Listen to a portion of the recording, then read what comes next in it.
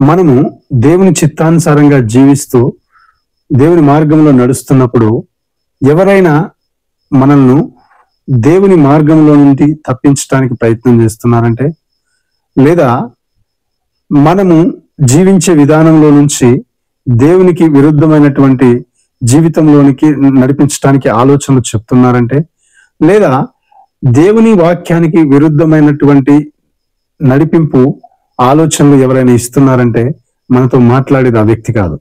ఆ వ్యక్తిలో దురాత్మ దూరి మనల్ని దేవుని మార్గంలో నుంచి తప్పించాలనేటువంటి ప్రయత్నాలు జరుగుతున్నాయని మనం అర్థం చేసుకోవాలి. అర్థం చేసుకొని జ్ఞానం కలిగి ప్రార్థన పూర్వకంగా మనం జీవించాలి. ఎందుకంటే సాతానుడు ఎప్పుడు కానీ డైరెక్ట్ గా మనల్ని దేవునిలో నుంచి తప్పించాలని చూడడు. సాతానుడు ఏదో ఒక వ్యక్తిని గాని సమాజంలో ఎవరినైనా కానీ ఉపయోగించుకొని దేవుని మార్గంలో నుంచి దేవుని ప్రజల్ని తప్పించాలని ఆలోచిస్తాడు.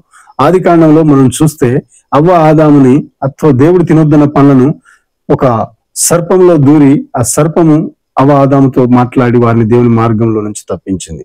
కాబట్టి జ్ఞానం కలిగి మనము ఈ లోకంలో జీవించాలి. జ్ఞానం కలిగి